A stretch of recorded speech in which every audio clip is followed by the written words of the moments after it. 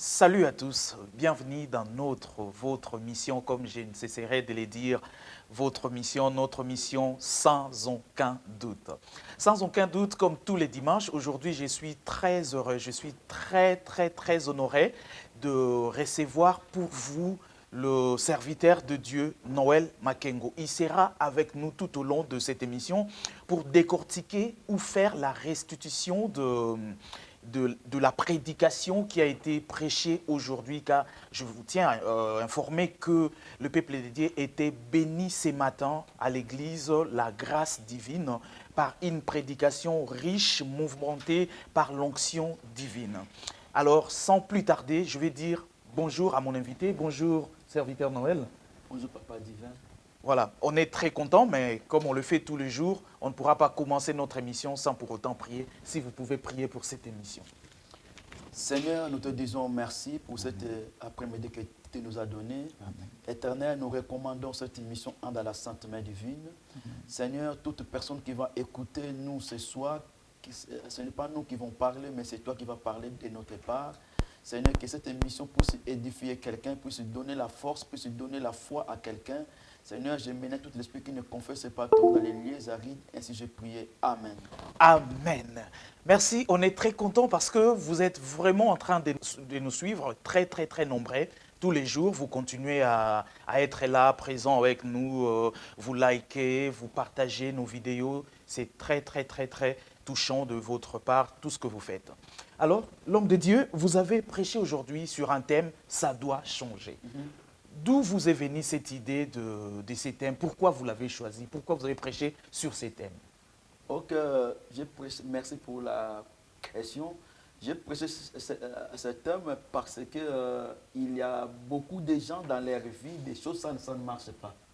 Ça a pris beaucoup de temps, des choses, ça ne marche pas. Bon, après ce service de sacrifice que la servante de Dieu nous a prêché pendant 3 semaines, après cela, il faut que des choses, des vies des gens puissent changer. C'est pour cela que Dieu m'a vraiment inspiré de parler de ce thème que ça doit changer. Ça doit changer. Je vous dis que vous allez découvrir tout au long de cette émission, vraiment je fais cette tautologie pour que vous compreniez vraiment assez mieux. Donc, nous avions été enseignés sur ces thèmes, ça doit changer. L'homme de Dieu, comment ça doit changer? Ça changera comment? Je voudrais que vous expliquiez, le peuple de Dieu, les choses vont changer comment? Par le coup d'une bâton magique, les choses changent? Ou il faut pratiquer un rituel pour que les choses changent? Est-ce qu'il y a un secret pour que les choses changent? Bon, pour que les choses changent, c'est Jésus qui change les choses. Amen. Seulement que Jésus, ce n'est pas un bâton magique, mais c'est Dieu qui change l'histoire. C'est Dieu qui change les choses. Tu sais bien que les peuples d'Israël, ils ont fait 430 ans en Égypte. Quelle souffrance. Mais Dieu lui-même, il savait que nous, un jour, ces peuples-là, l'histoire va changer. Donc, ça ne peut pas par un bâton magique, mais par le nom de Jésus. Amen. Ce n'est pas par le nom de quelqu'un, ce n'est pas par le nom de notre maman, de notre pasteur, de notre évangéliste, de notre diacre, de quoi que ce soit, mais dans le nom de Jésus, ça doit changer. Ça doit changer dans le nom de Jésus. Mais l'homme de Dieu, est-ce qu'il y a des pratiques que nous pratiquons dans la famille? Il y a la maman ou la grand-mère vous dit que voilà, il faut prendre ces cordons, vous le portez sur vous, vous prenez les sels, vous le mettez à la porte, vous prenez telle chose pour que la situation se décante. Est-ce que de telles pratiques aussi peuvent changer les situations ou il n'y a que le nom de Jésus seul qui peut changer les situations? De telles pratiques ne peuvent même pas changer la situation, mais c'est le nom de Jésus qui change la situation. Alors, ce que moi je vais te confirmer, c'est le nom de Jésus change des situations. Il ne faut pas croire que non, celle-là que maman il m'a donné ça, oh, je me suis parti quelque part, on m'a donné ça. Non, cette chose-là, ça ne peut rien faire dans ta vie. Mais le nom de Jésus change la situation pour l'éternité.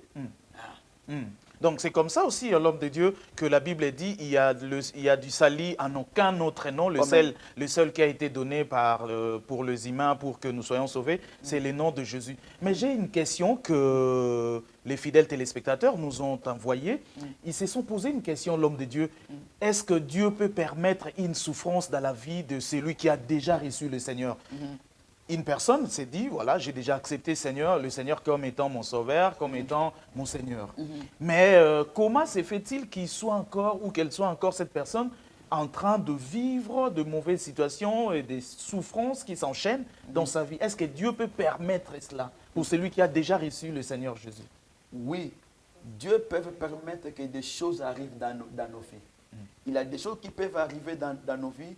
Dieu, il permet cela pour qu'il puisse montrer sa gloire. Tu vois, c'est Dieu lui-même qui a laissé les enfants d'Israël en Égypte. Mais Dieu lui-même, il savait que non, mon peuple, ils sont là-bas. Il savait bien que mon peuple, ils sont là-bas. Mais au temps favorable, dans le temps de Dieu, et Dieu lui-même, il avait envoyé Moïse pour aller libérer ces peuples là-bas en Égypte, pour qu'il puisse lui amener dans le pays de Canaan. Donc, il a des choses, Dieu peut lui-même être au terme de ça. C'est pour cela, c'est pour montrer seulement sa gloire. C'est pour dire que non, c'est comme on dit que non, la bénédiction de l'Éternel n'a qu'à suivre aucun chagrin. Quand Dieu bénit, il n'y en a pas de chagrin. Donc, il y a des choses qui sont dans la volonté de Dieu. Donc, voilà. Ah, merci beaucoup. Dieu permet parfois les souffrances que les souffrances touchent les enfants de Dieu. Mais l'homme de Dieu, vous avez révélé quelque chose ce matin qui m'a tellement touché. Vous aviez dit que Dieu laissera nos ennemis d'entrer dans la mer. Et après, il va le fermer. Est-ce que vous pouvez encore nous expliquer là-dessus? Gloire à notre Dieu. Tu vois, Dieu, quand il nous libère, quand Dieu t'accompagne, il t'accompagne avec toi. Dieu peut permettre tes ennemis de te suivre, mais il ne te fera pas du mal. Ils peuvent permettre. Parce que quand Dieu te libère quelqu'un, il prend ta sécurité. Il va t'apprendre ta sécurité comme il a marché avec les enfants d'Israël pendant la nuit et pendant la journée. Pendant la nuit comme colonne de mioué et la journée comme colonne de feu. Dieu peut permettre que tes ennemis te suivent. Mais pendant que tu es en train de te suivre, il ne te fera pas de mal. Parce que Dieu, il est au contrôle de tout. Les peuples, les pharaons, ils savaient bien que non, dès que ces peuples sont libérés, quelque part, il y a de l'eau, je peux attraper ces peuples là-bas. Mais or, Dieu, il est un grand metteur de scène. Il les laissé-les entrer, il laissé-les venir, venez. Alors, dès qu'ils sont arrivés là-bas, Dieu, il avait ouvert de l'eau et les peuples d'Israël commencent à partir. Dès que les peuples d'Israël sont sortis, Dieu encore, il laissait encore les Égyptiens qui rentrent là-bas. Donc, tes ennemis, ta souffrance, les sources de ta famille, les sources de tes quartiers, des gens qui t'ont fait du mal, Dieu va permettre qu'ils puissent rentrer encore dans l'eau, afin que tu ne les verras plus jamais. Donc, Dieu peut permettre qu'ils puissent rentrer. Dès qu'ils ont rentré, et maintenant, Dieu va fermer de l'eau, pour Dieu montre que non, c'est mon peuple là, ça m'appartient à moi. Vraiment, on est tellement bénis pour de telles révélations. Je vous l'ai dit tous les jours, c'est nulle part ailleurs que dans sans aucun doute. C'était l'enseignement d'aujourd'hui, de ce matin. Vraiment, l'homme de Dieu, je voudrais encore que vous nous parliez. Vous avez cité 4 éléments ou 5 pour que la vie d'un homme change au nom de Jésus. Vous avez énuméré la croyance en Dieu, la croyance en soi-même et tant d'autres. Si vous pouvez aussi nous rappeler encore sur ces points-là. Donc, je voulais dire ceci, il faut croire en Dieu. Ce qui nous empêche des gens que des choses, ça ne puisse même pas changer dans nos vies. Ils ne croient pas à Dieu. Ils ne croient pas que Dieu existe. Ils ne croient pas que Dieu peut faire cette chose. Ils croient seulement que les mamans là qui est derrière, les papas là qui est derrière peuvent faire ça.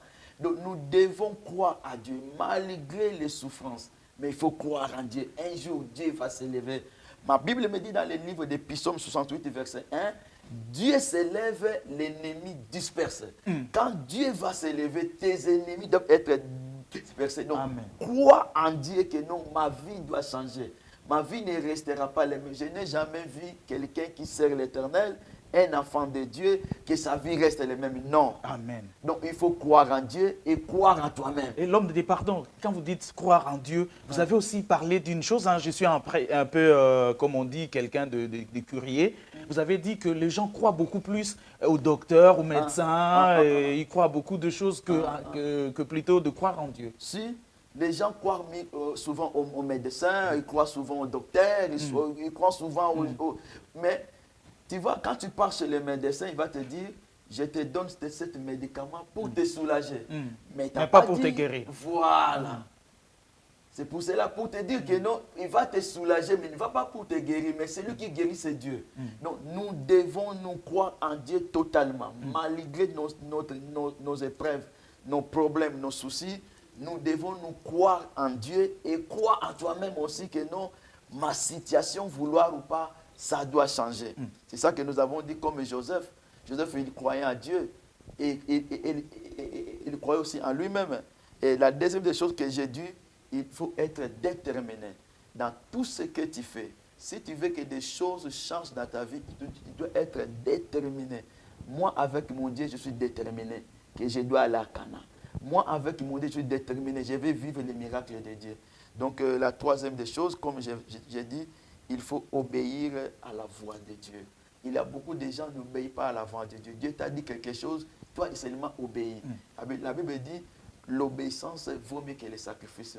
Dieu a appelé Abraham, il a dit à Abraham, donne-moi ton Isaac. Mais Abraham n'a pas douté. Abraham, il a sacrifié Isaac. Mais dès qu'ils ont arrivé là-bas, dans les lieux que Dieu lui avait montrés, Abraham, Dieu il a dit que non, Abraham, maintenant je vois que tu m'aimes, ne prends pas ton Isaac, regarde, il y a un agneau qui est à côté. Donc nous devons obéir à Dieu et obéir à la voix de Dieu. Ce que Dieu t'a dit, il faut obéir. Après l'obéissance, il y a les miracles. Après l'obéissance, il y a la gloire de Dieu. Donc la quatrième des choses, comme je t'avais dit, j'ai dit il faut avoir confiance à Dieu. Il faut se confier à l'Éternel. Aujourd'hui, il y a beaucoup de gens qui ne se confient pas aux gens. Se confient souvent aux médecins. Se confient souvent à leur maman. Il est un enfant de Dieu. Il est marié, mais c'est la maman qui prend des décisions. Il est un homme marié, c'est le papa c'est leur maman qui prend les décisions. Maintenant, je fais ça, je veux ça, je veux ça. Confie-toi à l'Éternel. Il faut avoir confiance à Dieu, malgré ta situation, malgré tes problèmes, malgré que quoi peut se passer. Mais il faut avoir toujours la confiance à Dieu. Dieu ne ment jamais. Ce qu'il a dit, il finira toujours par réaliser. Amen. Avoir confiance à Dieu. L'homme de Dieu a énuméré 5 éléments. 5 éléments pour que les choses changent au nom de Jésus. On va détailler, on va essayer de décortiquer mollo quelques-uns de ces éléments. Je prends le premier qui m'étique beaucoup. Il s'agit de faire ou obéir à la voix de Dieu. Je voudrais que vous nous expliquiez comment écouter la voix de Dieu. Quand est-ce que Dieu nous parle? Comment savoir que ça, c'est la voix de Dieu qui me demande, qui m'exige de faire telle chose? L'homme de Dieu, expliquez-nous comment écouter la voix de Dieu et savoir que ça, c'est bel et bien ce que Dieu me demande de faire. Dieu parle d'une manière à d'une autre. Dieu peut parler dans la prière pendant que tu pries personnellement. Dieu peut parler aussi pendant que tu es en train de méditer la parole de Dieu. Dieu aussi peut parler pendant la prédication aussi. Tu as écouté quelque chose, Dieu te dit quelque chose que non, ça c'est Dieu qui tentait de me parler. Donc quand tu écoutes la voix de l'Éternel, il ne faut pas endurcir ton cœur. Toi, c'est seulement que non, obéir. Donc Dieu parle d'une manière. Il peut aussi parler par un enfant. Tu savais que je te donne un exemple. Un jour, quand on était au Congo, il y avait un maman, l'homme de Dieu tentait de prêcher la parole. L'homme de Dieu demande 100 euros, 100 $. Alors la maman aussi, il avait 100 $. Mais 100 $, c'était à la maison. La maman ne veut même pas donner. Dieu tentait d'insister, donne, donne, donne, donne, ils ne veulent même pas donner. Donne, donne, ils ne veulent pas donner. Alors, maman, dès qu'il est rentré à la maison, il a trouvé les 100 $ dessous. Dessous, ils ont mangé ça. Et la tête, donc au premier coin, deuxième coin, troisième coin, quatrième coin, et la tête aussi. Après, maman, il avait regretté. Deuxième témoin, je vais te donner. Moi-même, ma femme, un jour, on était à l'église. Dieu, il lui avait dit de donner quelque chose. Il a écouté une voix qui lui dit que non, donne quelque chose à cet homme de Dieu. Ma femme, il n'a pas endurci son cœur. Comme il avait entendu la voix de l'Éternel, il a donné. Tu savais qu'est-ce qu'il est arrivé? Lui, il a donné 100, si c'est 50 euros, c'est 100 euros, je ne sais pas. Mais il a donné. Après avoir donné, le lendemain, il arrive dans son travail. On lui tentait de surnommer, il est devenu chef. Parce qu'il avait écouté la voix de Dieu. Il y a beaucoup de gens qui n'écoutent pas la voix de Dieu. Dès qu'il fait des choses comme ça, là, après quelques temps, il y a des choses qui vont arriver, il commence à regretter. Deuxième témoin, je vais te donner encore. Un jour, j'ai prié avec un sœur, moi avec maman, avec la sœur. Alors, après avoir prié, la nuit, le pasteur Blanding, Dieu lui dit, allez récupérer la sœur là, amenez-la à l'église. Alors, quand maman il est parti récupérer la sœur, maman il ne connaît pas la sœur aussi. La sœur aussi il ne connaît pas maman, par téléphone. Et maman, quand il a pris la sœur, la sœur là qui est à côté du pasteur Blanding, il dit, ah, mais maman, toi tu cherches des problèmes, mais toi tu étais tenté d'amener un mort. Mais comme il avait écouté la voix de Dieu, Dieu ne ment jamais. Comme il avait écouté la voix de Dieu, il a amené la sœur aujourd'hui. La sœur là, quand on a photo, on a bien. Amen, amen, amen, amen. Amen. Parce qu'il avait écouté la voix de Dieu.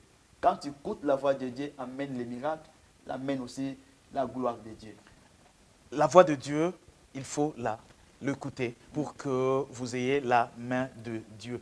L'homme de Dieu, je voudrais aussi vous demander, est-ce que quand on nous donne des programmes à l'église, par exemple, la servante de Dieu nous dit que c'est moi, nous allons jeûner pendant 15 jours. Est-ce aussi une voix de Dieu pour que le problème soit décanté? Oui, comme je t'avais dit, Dieu aussi peut parler par ses serviteurs. Quand par exemple la servante de Dieu, il a dit que non, c'était moi, on avait un jeûne et prière de 15 jours comme on vient de se passer. Avant que la servante de l'Éternel puisse nous annoncer, il avait écouté Dieu, il a dit. Dieu, il a écouté nos cris.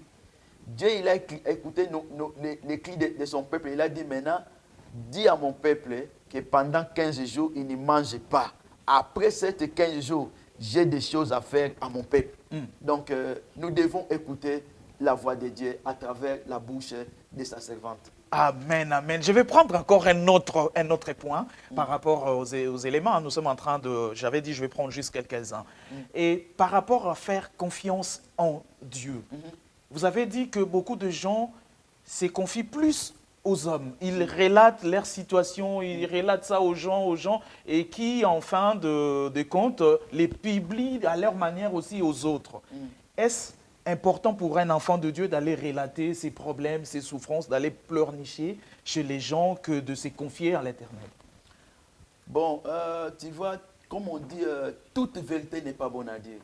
Moi, je peux te confier, mais toi aussi, tu as quelqu'un qui te confie. Donc, l'histoire, ça commence à passer. Vaut mieux de me confier mon problème à Dieu. Je peux dire que non, moi, j'ai ma situation dans ma vie, ça a pris beaucoup de temps. Je t'ai confié, mais toi, tu peux dire ça à quelqu'un. Ah, regarde, Papa Noël m'a dit ça et ça et ça aussi.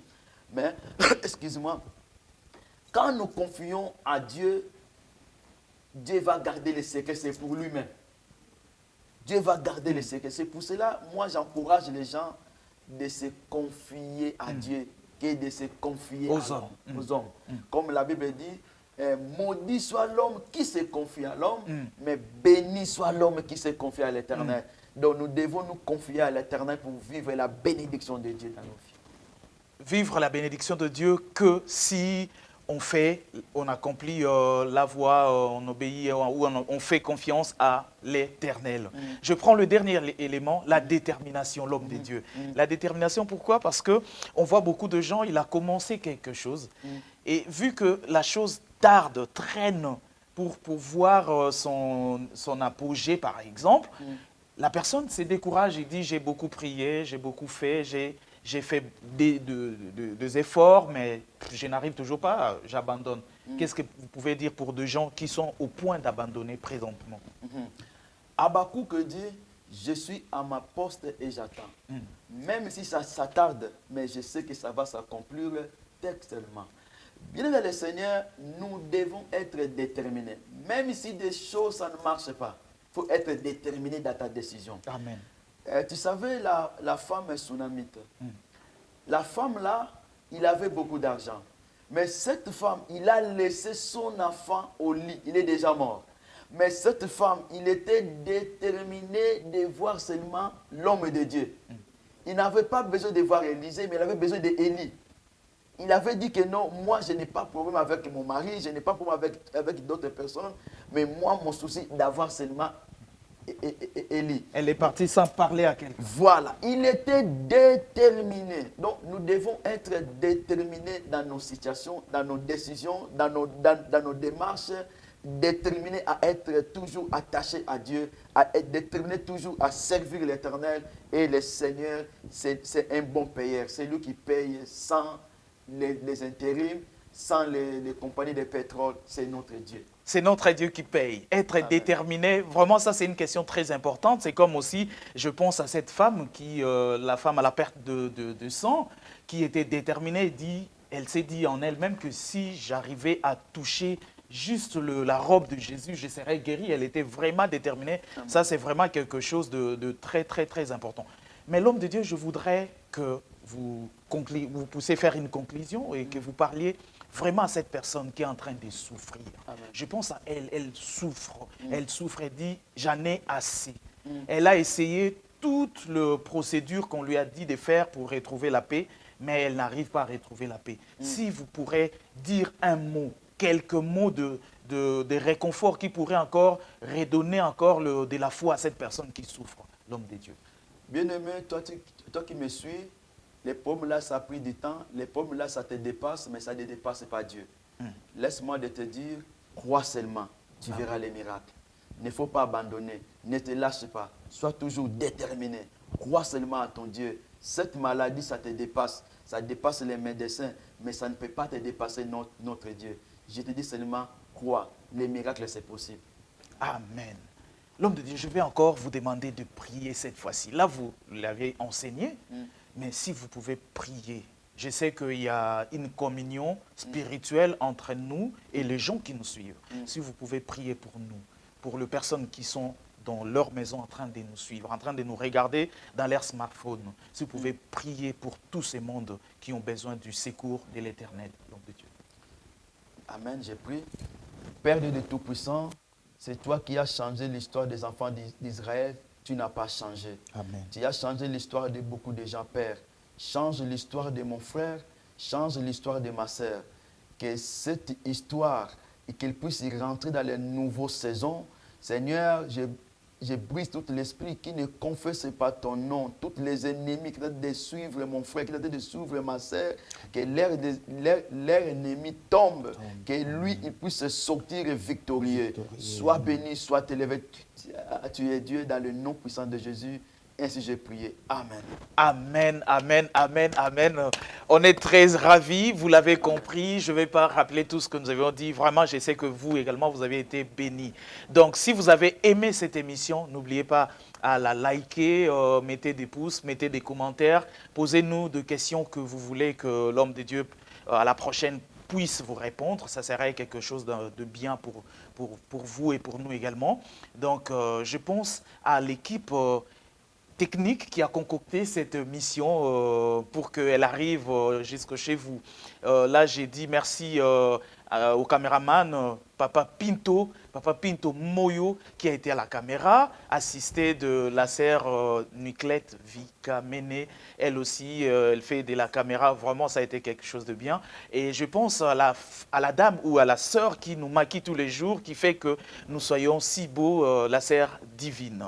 Et à la réalisation, je dis merci à la sœur Bénédicte Balembo. La sœur Bénédicte Balembo, je lui dis merci. Elle a été accompagnée par notre pasteur René Mukwalemba. Et on dit également merci à la bière de notre pasteur Blandine Lema, même si aujourd'hui vous remarquez que le pasteur n'est pas avec nous, mais on pense à son habillère qui rend vraiment belle notre pasteur. Et on dit merci à vous tous qui nous avez suivis.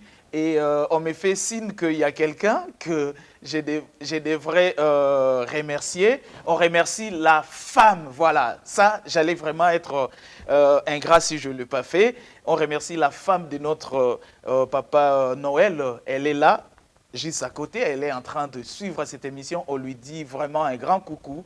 Et quant à moi, je vous remercie de tout cœur. Et on se donne un autre rendez-vous à la fois prochaine. Bye bye. Bye.